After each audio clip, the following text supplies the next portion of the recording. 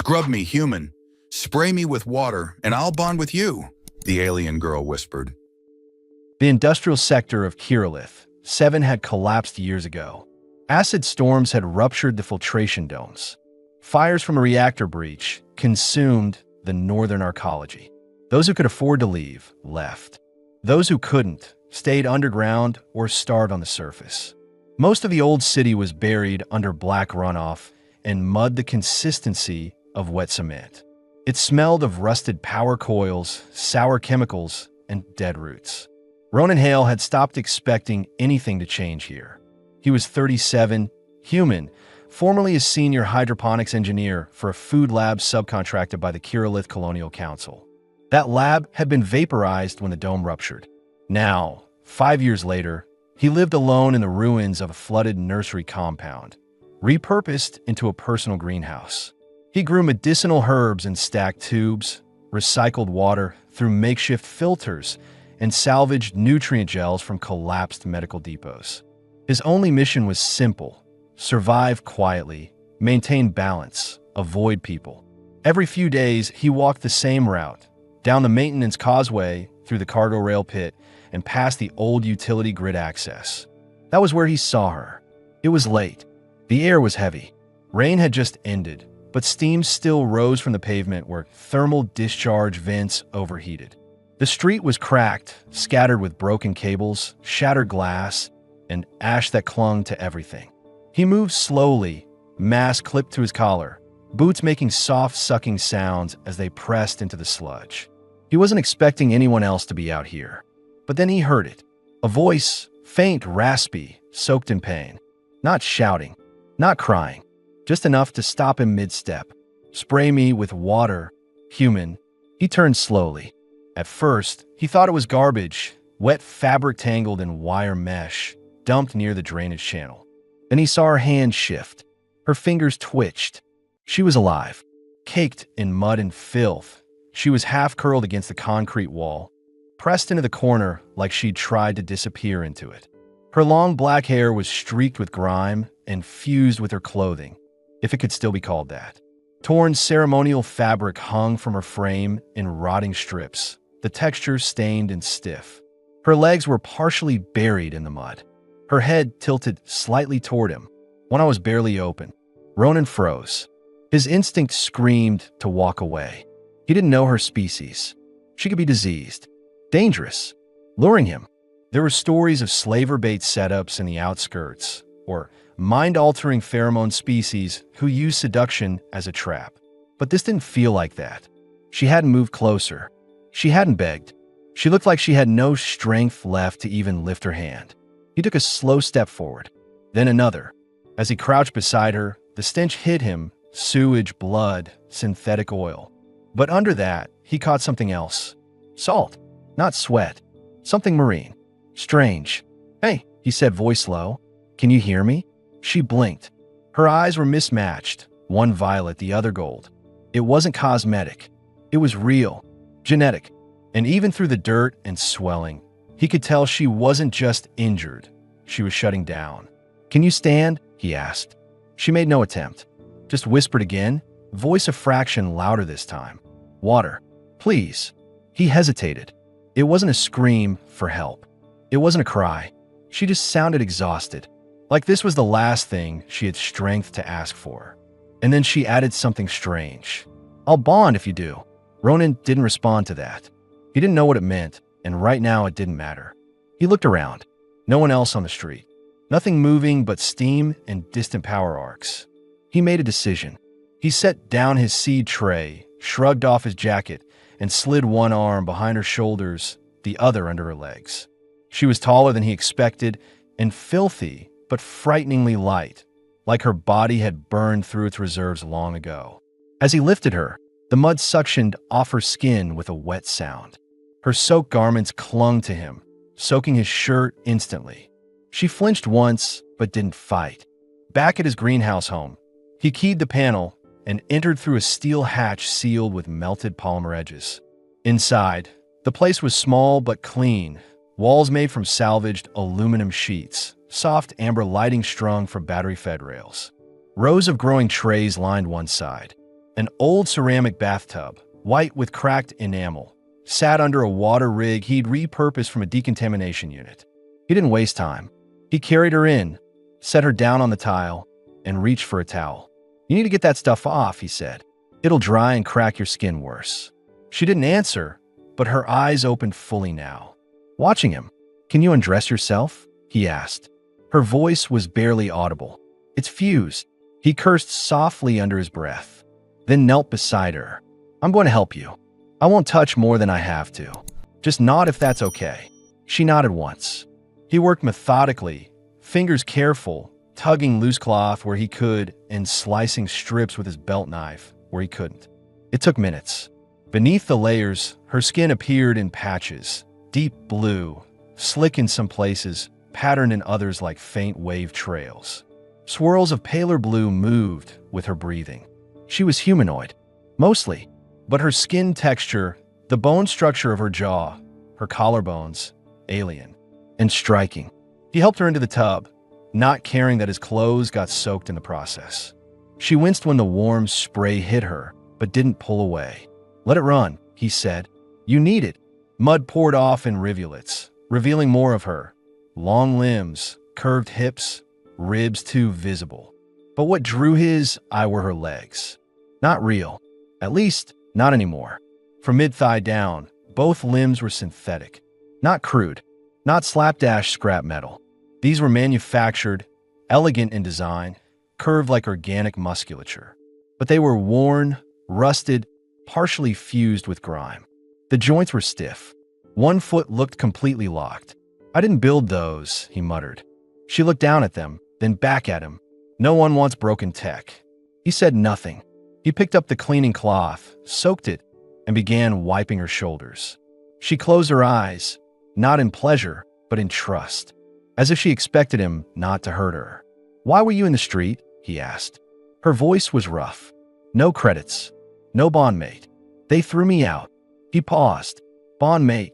Doesn't matter now." He nodded slowly, processing, unsure what any of this meant. "I'm Ronan," he said. She looked at him again. "Nari." He kept washing in silence. Her breathing slowed. Her arms relaxed. The worst of the mud was gone now, revealing the lines of her form. Elegant, yes, but worn. Her shoulders were bruised. Her ribs bore scars. One of the prosthetic thigh plates had visible cracks. He stopped the water and wrapped her in a towel. She let him. He helped her sit on the bench next to the tub, then handed her a clean shirt. It was one of his. Too big. Soft gray canvas with worn buttons. She pulled it over her head with slow, stiff arms, then looked around. "This your home?" "For now." She nodded once, then leaned back against the wall. Her eyelids drooped. "Why did you help me?" she asked. He didn't answer right away. "I don't know," he said finally. "I just didn't want to walk past." She didn't smile, but she watched him like that answer mattered more than he knew. And for the first time in a long time, Ronan felt the silence between them wasn't empty. It was waiting for something. Rain returned during the night. Thick droplets tapped against the sheet metal roof in erratic rhythms, louder where the wind shifted through fractured ducts. The greenhouse lights dimmed to their night cycle, leaving only the soft hum of the water recycler and a steady drip of condensation from a cracked irrigation pipe. Inside, it was warm, dry, still. Ronan hadn't gone to bed. He sat in the chair opposite the bathing bench, elbows on his knees, watching the alien woman, Nari, as she slept wrapped in the oversized shirt he'd given her. She hadn't moved for nearly an hour, just slow breathing, still hands, prosthetic feet resting awkwardly on the bench, one locked at the ankle. He hadn't meant to stare, but something about her stillness unsettled him, not in a threatening way, more like standing near a fire you didn't light and weren't sure how long would burn. She wasn't just tired, she was depleted. Her pulse had been shallow earlier, her speech measured but weak, and that strange phrase still echoed in his mind. "I'll bond if you do." He didn't understand what that meant. Not exactly. He'd heard of races with empathic rituals, even chemical-based pair bonding species from the inner sectors. But this was different. She hadn't demanded. She hadn't seduced. She'd asked for water like it was medicine, like it was survival. Ronan stood and moved to the corner where his medkit was stored, half empty, mostly scavenged. He pulled out a packet of nutrient paste and a sealed water flask, then returned and knelt beside her. Nari, her eyes opened slowly. The violet one caught more light in the dark. She blinked once, adjusting. Her voice, when it came, was quiet but clearer. "You didn't sleep." "I don't usually," he replied. "Too much in your head." He didn't answer that. Instead, he held out the paste. "You need this more than I do." She didn't reach for it. "What's in it?" "Protein base. Plant-derived aminos. Not great, but clean." She hesitated, then took the pack with both hands. Her fingers were long, webbed subtly at the knuckles. She opened it and drank slowly, without comment. Ronan leaned against the wall beside her, arms crossed, watching the floor. "You said you were thrown out." "By who?" She lowered the pack. "By my host. I failed to bond." He glanced at her. "What does bonding mean to your kind?" There was a pause. Then she shifted slightly, pulling the shirt tighter around her waist. "Sayari form pair bonds through cleansing. Water is memory for us. Skin to skin, water to skin. Those create emotional imprinting. Without it, we start to deteriorate." "You mean physically?" "Yes. Neural clarity fades. Motor coordination declines. Eventually, the body shuts down. That's what was happening to you out there." She nodded. "Why didn't your host help you?" Her eyes darkened. "He only wanted display value. A dancer, not a partner." Ronan didn't speak for a long moment.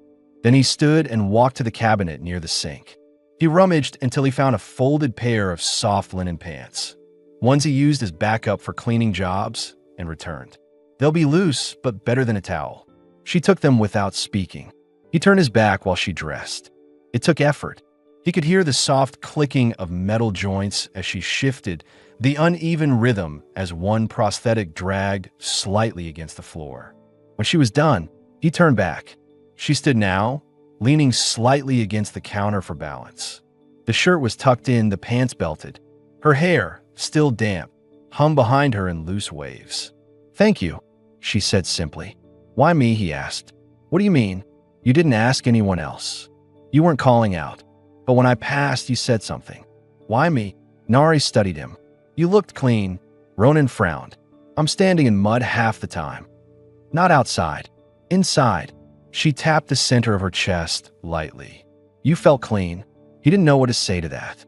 Nari moved carefully across the room, pausing beside the stacked hydroponic trays. Her fingers brushed over the condensation on a tall stem of green leaf plantain. "You grow medicinal and edible varieties, all adapted to closed-loop cycles. I'm trying to re-establish viable seed chains." The colony's food system collapsed with the domes. She nodded once, then added, "I used to sing to seedlings." Ronan raised an eyebrow. "It's not superstition. Sayari tones affect water resonance. We used to help root growth that way. Before the wars." He didn't laugh. He didn't question it. He just replied, "We use potassium gels and UV tuning. Both work. Yours is colder." For the first time, something resembling a smile tugged at the corner of her mouth. Ronan found himself staring again, not because of how she looked, but because of the shift. There had been no expression before. Not pain, not fear. Just that detached acceptance of being done. Now, there was something else behind her eyes, focus, curiosity, maybe even the first breath of defiance. He gestured toward a cot in the back corner. "You can sleep there. It's clean." She hesitated. "I don't keep chains," he said plainly. That made her stop. She turned, searching his face for a beat, then walked slowly to the cot and Saturday, "I won't stay long." "I didn't ask you to." "I know," but she lay down anyway. Ronan dimmed the lights and returned to the chair. His mind was racing, memories of his old crew, the collapse, the days after the breach. He remembered pulling bodies from hydro tunnels choked with foam. He remembered hearing people scream for help over the comms as they drowned. And now there was this woman, Nari, a stranger, abandoned for failing to bond, slowly dying in the street like a broken device no one wanted.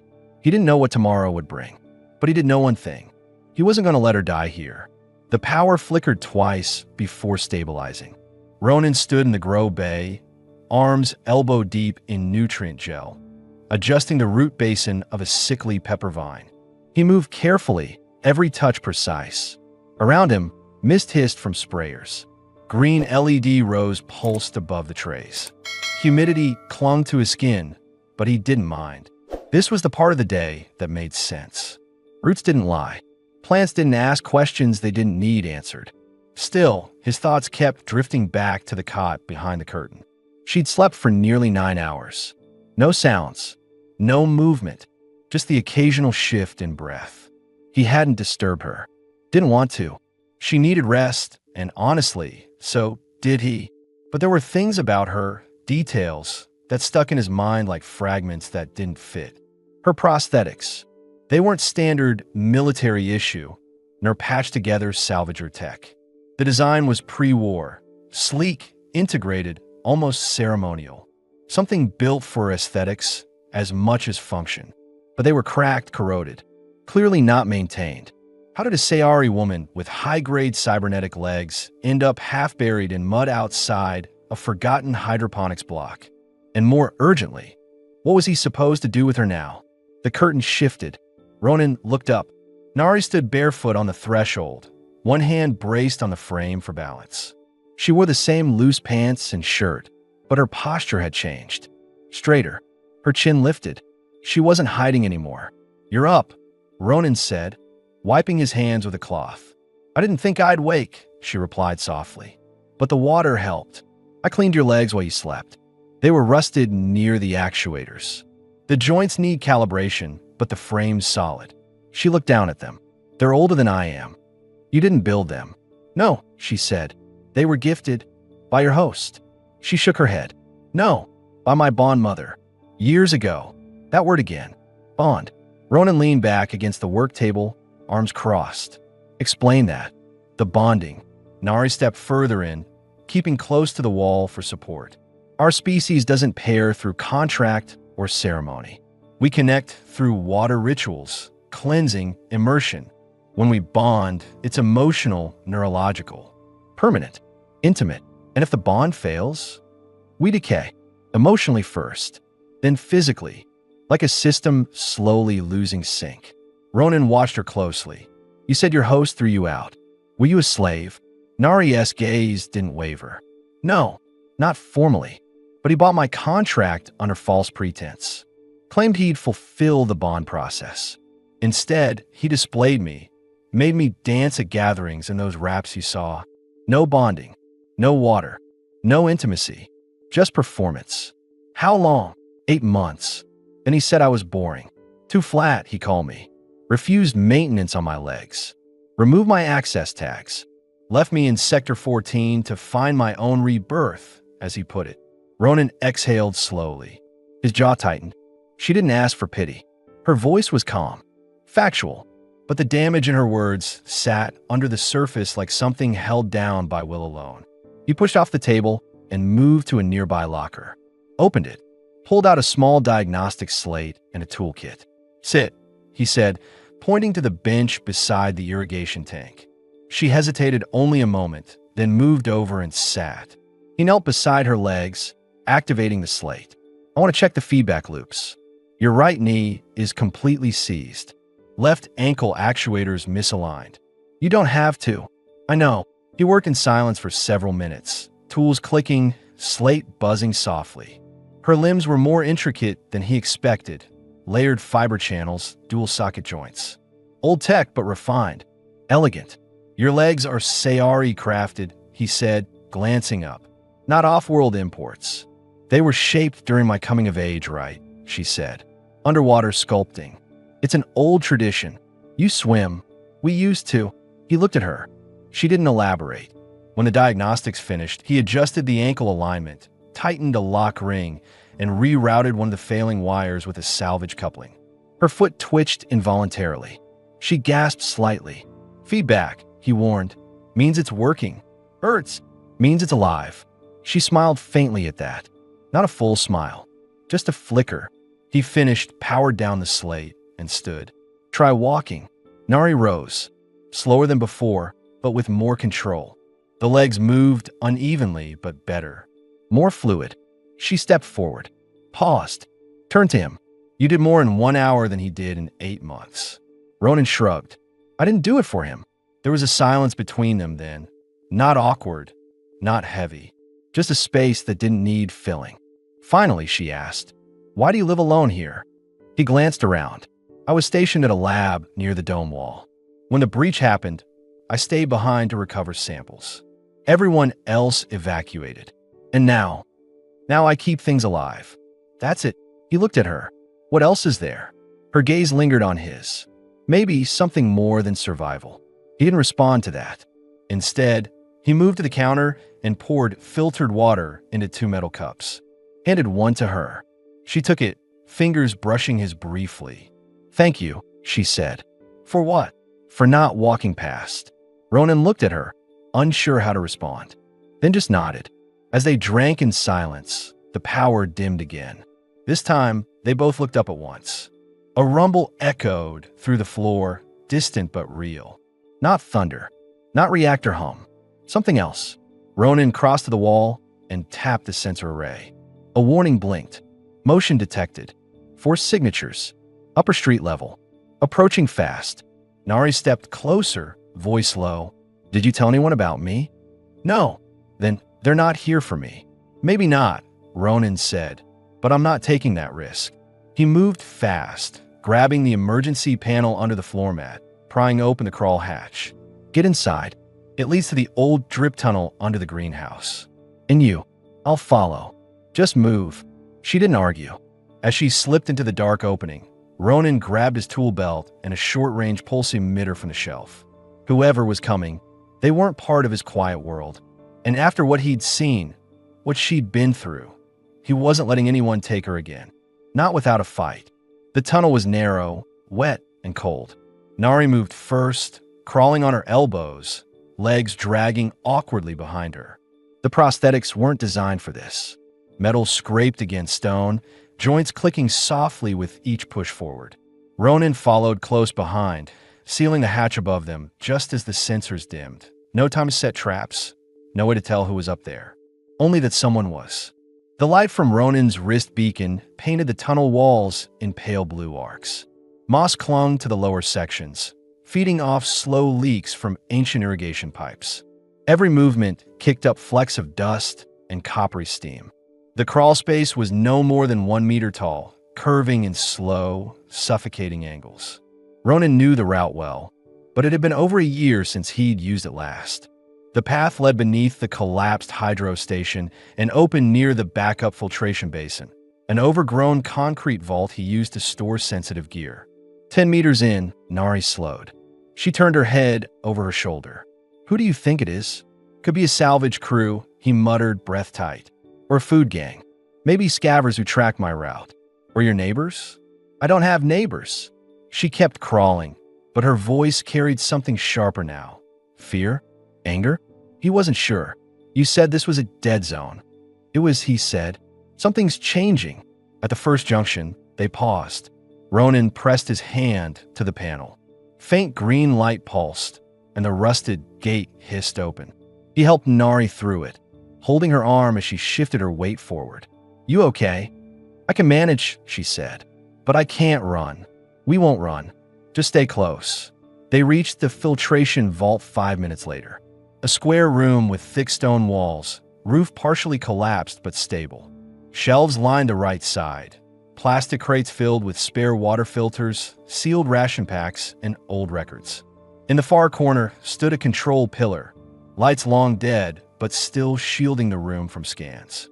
Ronan closed the inner hatch behind them and leaned against the door, listening. Nothing. No movement. No voices. Just the sound of dripping water echoing from above. He turned back to Nari. She was leaning against the wall, catching her breath, damp strands of hair sticking to her neck. Her metal legs were streaked with red grime. One footplate had loosened. He knelt. Hold still. She didn't argue. She watched him work, his hands tightening the bracket, checking the tension. Her voice broke the silence. You didn't have to come with me. I wasn't going to leave you up there. I've seen people do worse. I've done worse, he admitted. She tilted her head. What do you mean? Ronan wiped sweat from his brow. He hesitated, then looked at her. When the dome collapsed, I was inside the West Lab Tower. We lost power. Filtration units went offline. 10 researchers were sealed in the lower labs. They sent me to restore water flow. I got the line up again, but I diverted pressure from one tank to save the seed vault. It overloaded the main. She said nothing. They drowned. I saved the plants. His voice was steady, but there was weight behind it. He hadn't spoken the story aloud since it happened. Nari nodded slowly. Then this is balance. He looked at her, confused. You saved life you could control, and now you're saving one you can't. I'm not saving you, he said. I'm giving you a chance. Her gaze didn't waver. That's all I needed. Before he could respond, his wrist beacon blinked. Motion sensor tripped. Not above. Behind. Tunnel entrance. Ronan rose quickly, switched off the light, pulled a short-barreled plasma cutter from the shelf, held it low, near his leg. Nari didn't speak. She stood, balancing against the wall. She was ready. Footsteps. One set. Slow. Deliberate. A voice followed. Don't shoot. The voice said, male, rough edge, tired. Not here to take. Ronan moved forward. Show yourself. The figure stepped into the low light. A man in his 40s. Lean. Beard streaked with gray. One arm cybernetic from shoulder to wrist. Burnt orange plating. He held his hands up. No weapon. I'm looking for a woman, he said. Valari. Blue skin. Metal legs. Ronan didn't lower the cutter. Why? She belongs to no one, the man said. I just want to know if she made it out. Nari stepped forward, slowly. I don't know you. The man looked at her, pained. Name's Tyler Venerable. I was in the same holding complex. I watched you limp out before the trade guards pulled back. Thought you were dead. She studied him. You were the one who smuggled water to me. He nodded. Until they caught me. Broke my arm. Took my share code. Ronan's grip on the cutter eased. Why come now? Because word's spreading. Someone saw a Sayari woman near the lower district. Skav gangs might come looking.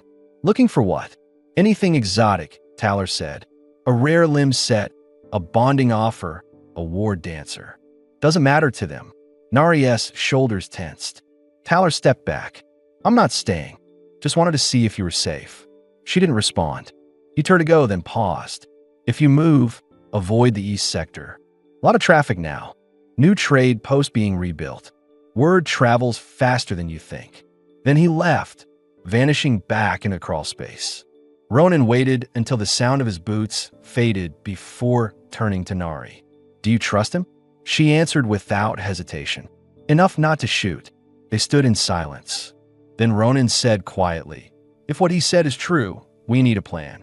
She nodded. You don't have to hide me. I'm not hiding you. I'm choosing. Her expression softened. You have tools, she said. You fix things. Sometimes. Then fix me, she said. Not just my legs. It wasn't a request. It was a line drawn. A new chapter waiting to open. Ronan didn't speak, but he nodded once. And in that moment, the vault felt less like a hiding place and more like the start of something they hadn't expected but couldn't walk away from. Morning came slowly through the broken skylight above the greenhouse basin. Thin light filtered past beams warped from old fire damage. Dust hung in the air. No alarms. No footsteps. Just the soft mechanical hum of water pumps and the wet clink of Ronan's tools on the bench. Nari sat on the edge of the work table with one leg braced and stripped open. Bare alloy visible beneath disconnected plating. Her shirt sleeves were rolled. Her hair pulled back in a tight knot. Her eyes didn't blink as she watched him work. Ronan adjusted the calibrator with slow precision. I've replaced the ankle servo. You should get smoother rotation, but the gyros are still shot. You'll feel it shift when you lean. Can it be fixed? I need access to a full stabilization core. I haven't seen one in years. I don't need it perfect, she said. Just quiet and strong enough to stand without wobbling. He glanced up. That why you danced the way you did. Her gaze flicked toward him, unreadable. Not for them, she said after a pause. I danced to keep my balance. It was the only time I could move without them noticing the limp. He tightened the last bolt and closed the frame. The leg hissed softly as pressure equalized. You can stand now, he said. She didn't hesitate. She rose in a smooth arc, bare feet pressing against the metal floor.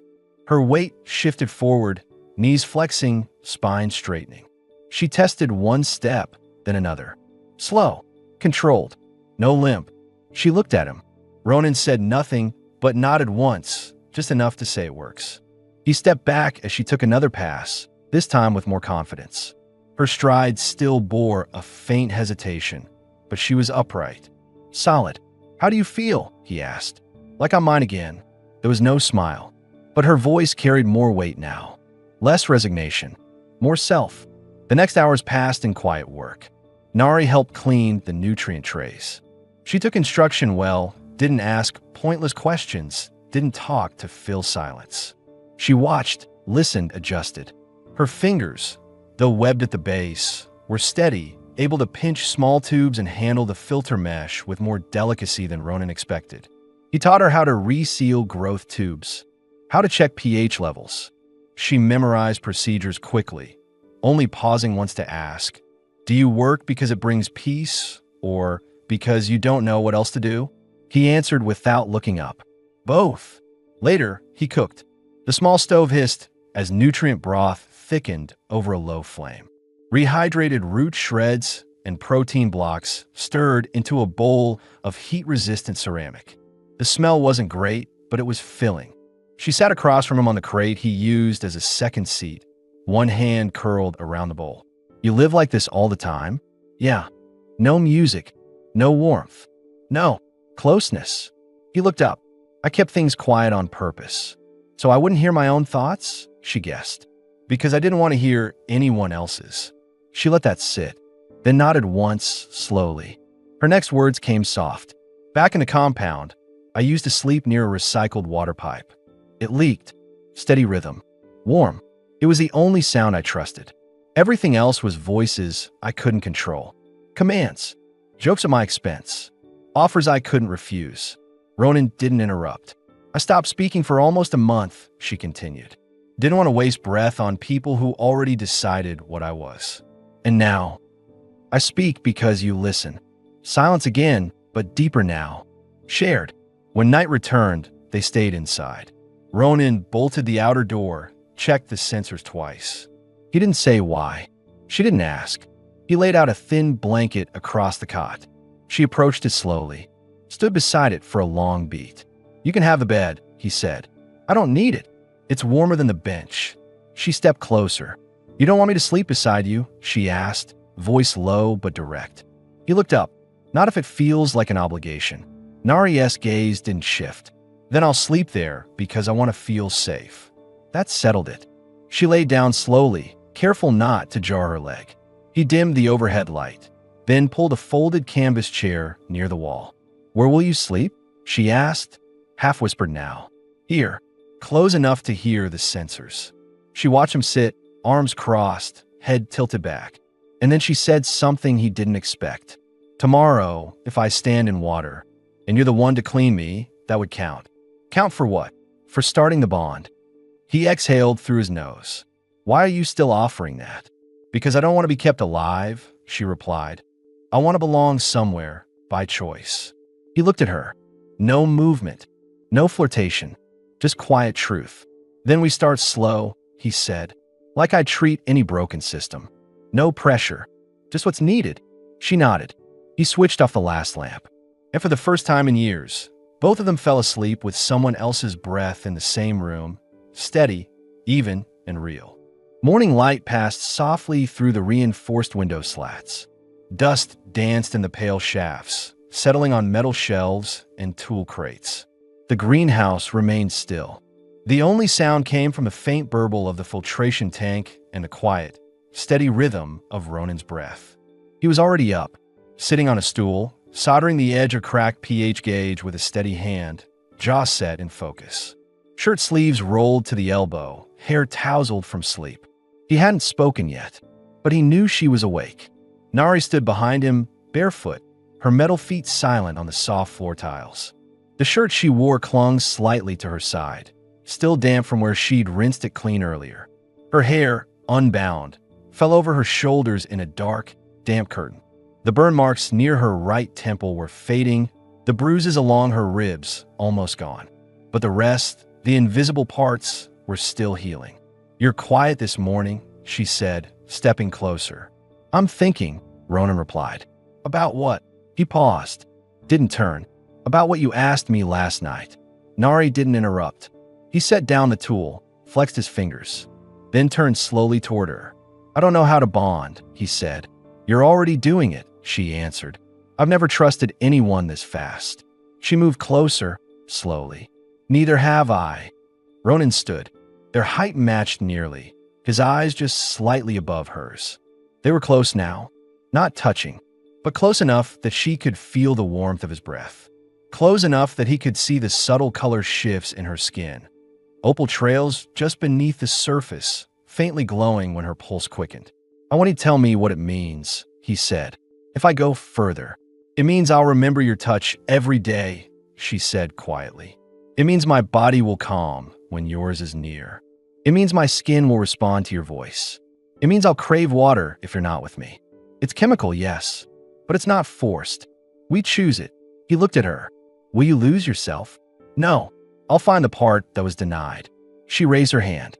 "If you touch me in water just once, I'll carry it." Ronan nodded slowly, then reached for the basin near the wall. It was half filled already, clean, used for nutrient rinses. He tested the temperature, then gently waved her over. "No rush," he said. "No expectations." "I know," she said, "but I'm ready." She stepped into the water with care. The basin barely reached her knees. She sat slowly, her metal legs folding beneath her, the warmth rising over her thighs. She held his eyes the entire time. Then she extended her arm. He took it. No rush, no heat, just skin. His fingers touched her shoulder, then ran slowly down the curve of her back.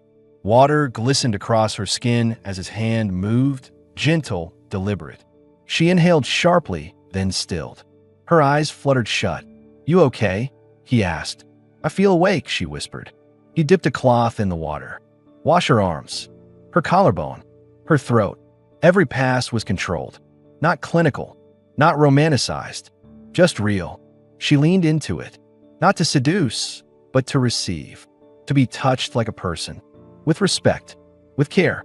When he reached her hands, she clasped his. "It started," she said, voice trembling slightly. "I can feel the thread." He nodded, then pulled her gently out of the basin, wrapping her in a dry towel. She stood in silence, eyes wet, not from water. Not a word was spoken as they dried off, changed, and sat near the workbench.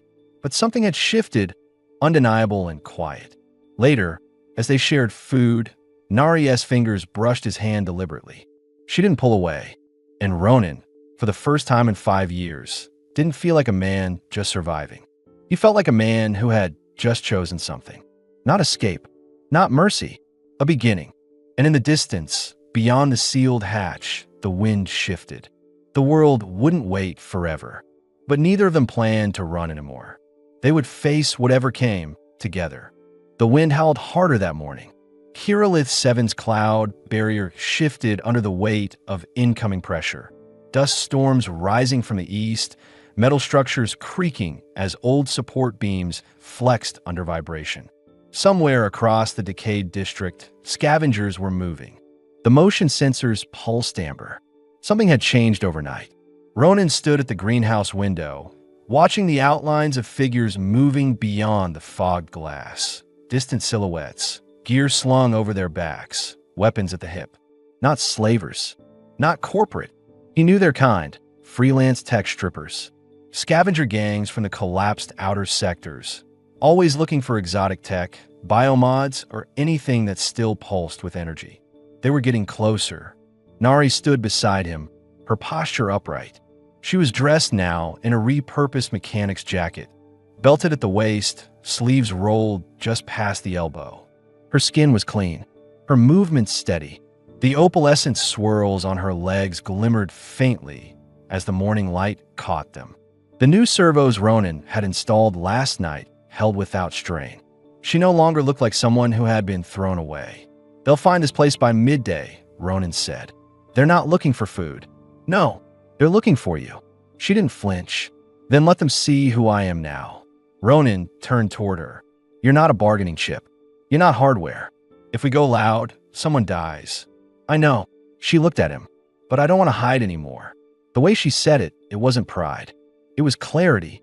Ronan moved to the supply crate, pulled out the weapon case. Inside, a short-range thermal blaster, an old shock baton, and a pair of localized EMP canisters, salvaged, untested. He handed her one. You know how to use this? Point. Press. Hope, she replied calmly. A pause. Then they both smiled. Not wide, but real. They didn't make a plan. They didn't draw lines in the sand. They just moved. Together. Ronan sealed the outer hatch, locked down the greenhouse perimeter, then powered the internal nodes to overload, ready to fry if tampered with. He kept his pulse steady, focused. Everything in the last week had led to this. Not the threat itself, but who stood beside him. They waited in silence. Then came the knock. It wasn't aggressive. Just a single knock on the steel bulkhead. Then a voice. Female. Sharp. Confident. We know what's inside. We don't want to damage it. You've got one bio-sculpted unit in your shelter. Give her up, and we'll leave the rest intact. Ronan answered through the intercom. You're standing on a hydrostatic rig. You put one charge near the wall, and you'll drown in acid nutrient runoff. A pause. Then laughter. You're bluffing. Ronan pressed the first switch. Outside, a section of pipe hissed open, spraying boiling mist 6 meters high. Silence returned. Then footsteps. Fast. Multiple. They were circling. Inside, Nari stepped toward the manual release lever. Open it. Not yet. Open it, Ronan. He looked at her. She was calm. Centered. I'm not leaving, she said. And I'm not being taken. He didn't argue. He opened the hatch. The door hissed open in a burst of pressurized heat. 3 figures waited, goggles down, shoulders tense, weapons raised. The leader was a woman in plated body armor, eyes scanning fast. Where's the unit? Nari stepped out first. I'm not a unit, she said. I'm bonded. I'm not for sale. I'm not broken. I'm not yours. One of the men raised a rifle. Ronan was faster. He stepped in front of her, pulse blaster aimed dead center. Walk away. The leader stared, then lowered her weapon slowly. That a bond declaration? It is now, Ronan said. The leader hesitated, then backed off, hands up.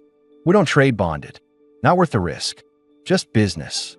She turned and walked. No threats. No shots. Just left.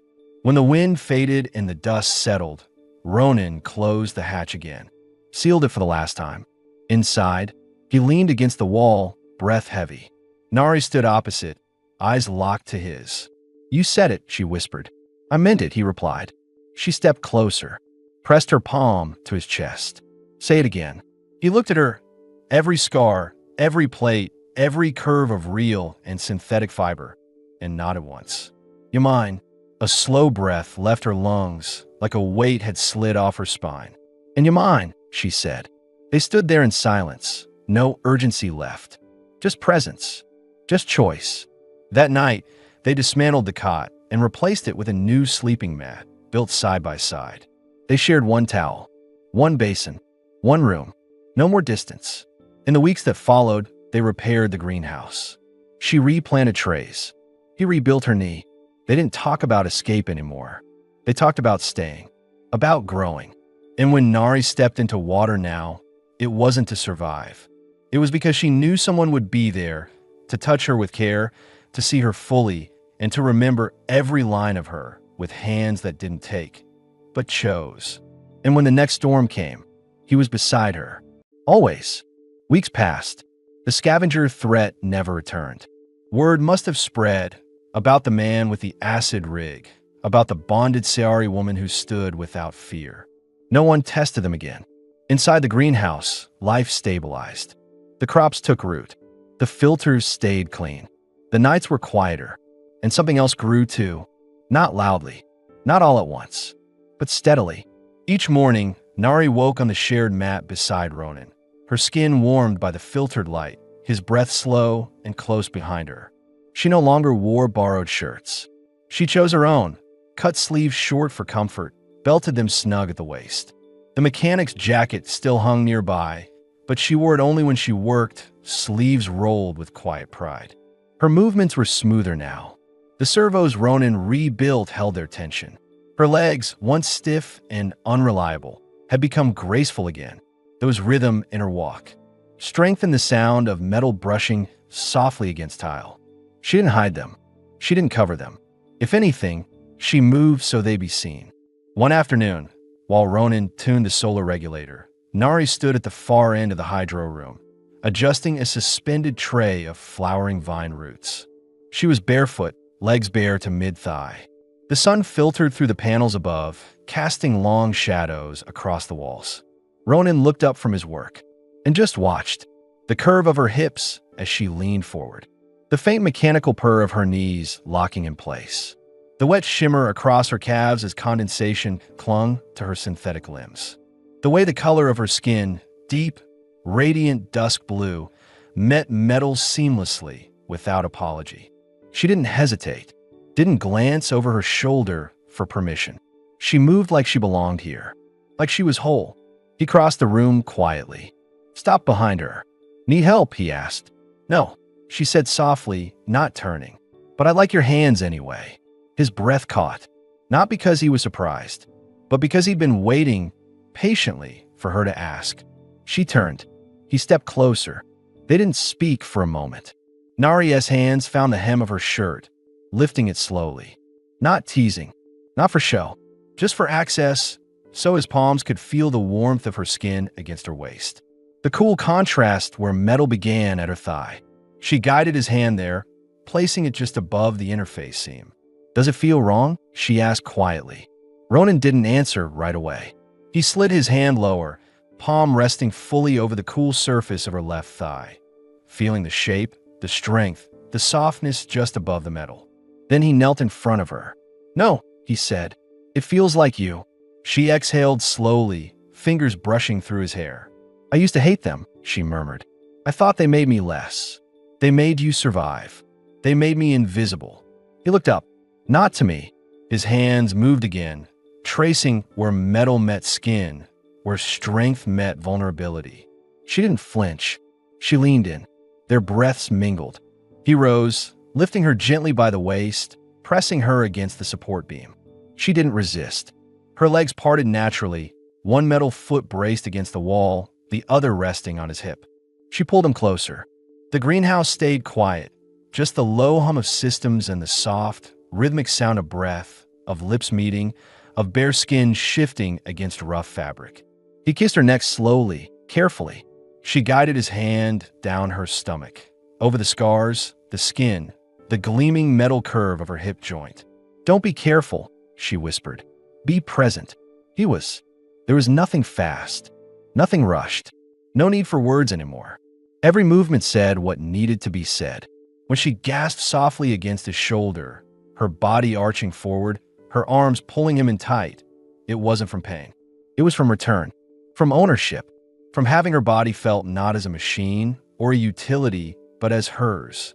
Ronan moved with her until both of them stilled, pressed forehead to forehead, breathing, connected. Later, they lay together on the greenhouse mat, half covered in a thin sheet. The door cracked open to let the warmth of the afternoon breeze in. Nari traced his chest with slow fingers. "Is this still strange to you?" she asked. "No," he said. "It's the only thing that isn't." She smiled, not because she needed to, because she finally could. Outside, the wind carried dust through the skeletal remains of Kirillith 7. But inside, in the quiet of the greenhouse, there was breath, there was warmth, there was life, and they stayed.